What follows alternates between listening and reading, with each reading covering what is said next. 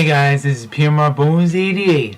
I'm back from my week vacation, and during my vacation, I went to see two movies that I've seen, which are G.I.Joe Retaliation and Evil Dead. So I'll be talking about those two, and the first one I'll be talking about is G.I.Joe Retaliation.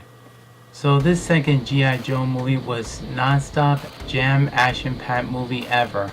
But what really disappointed me that not much 3D scene that was going on, like nothing like popping out in your face or all the explosive that just happened. But I decided to see it in regular D with my brother. So when we saw it in theaters, there was not too much 3D going on. We didn't want to waste our money and say disappointment for the 3D.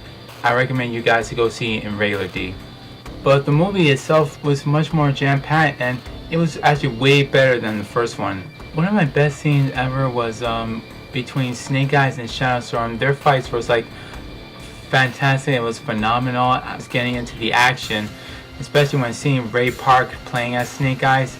I was really happy that he came back as Snake Eyes, especially during his first film, which we don't even hear him, we don't even see him talking, so no one can do all the stunts and all the moves and all the karate and sword stunts except for Ray Park, because after he did like other great scenes in all of his stunts, which were Star Wars Episode 1 The Phantom Menace and X-Men when he played as Toad. He does a lot of good stunts and all these karate choreographies. And also with the characters like Dwayne Johnson, who play as Roadblock. He had like this huge ass gun, which I really liked that gun. He was like all into the action, it was just like a perfect role for him.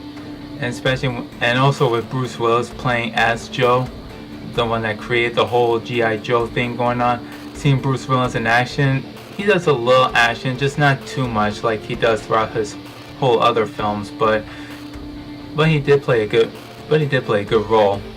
Commander Cobra, they finally got the costume right, because in the first one the only thing he had on was the mask, and of course before that he was like the doctor or the scientist before he became the commander.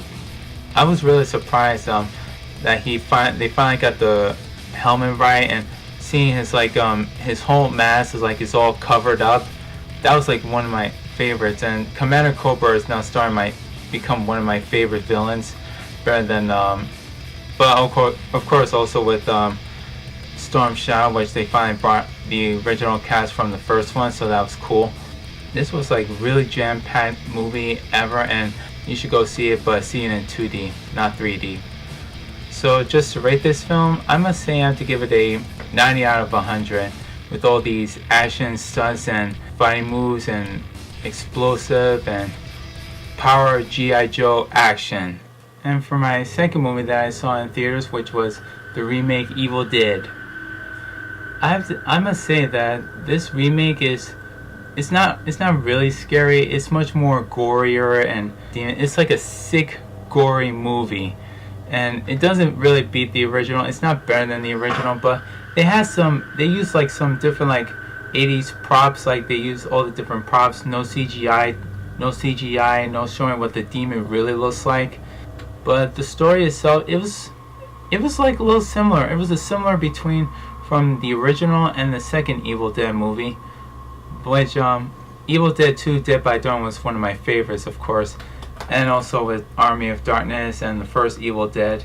But now this remake, it was a sick, twisted, gory movie. With the Book of the Dead, it wasn't the same Book of the Dead like they used on the original. I mean, why can't they just use it, or just like remade it and just like make it to like a Book of the Dead? Like it was almost a sewing, almost like one of Leatherface's masks, and just put it into the book, make it as a book cover to make it as the Book of the Dead. And what kind of a twist was where the girl like becomes one of the Evil Deads. She goes under the cellar, along the boy becomes the hero. But then at the end, there's a major twist, which, like I said, I'm not going to spoil it. If those of you didn't see it in theaters, I recommend you guys go see it. But it doesn't beat with the original. The original is still a classic. It's awesome. It's still a classic. But the remake itself is like all twisted. But I really enjoyed it. My heart was like pouting, but I was like all jumping and scaring it out of my out of my pants. So just to rate this film, I have to give it a solid 80 out of 100. It's not its best scary movie. It doesn't beat the original, but it's a sick, twisted, gory movie. And those of you if you have a strong stomach to see this movie, if you want to see this movie, so I recommend you guys go see it. And if you're too scared to go alone, just bring a friend or a family relative, someone just at least keep you company so you won't get scared. But like I said, if you're strong enough, if you have the strong of the heart or strong stomach, go for it. So during this week, I will be switching back to going back to the Horror St. Patty Leprechaun-a-thon review, which I'll be talking about and finishing off, which are Leprechaun in the Hood and Back to the Hood. And by next week, I'll be switching back to the superhero movie review, which I'll be talking about is Spider-Man 2. And this is P.M.R.Bonez88 signing off. His saying is, peace!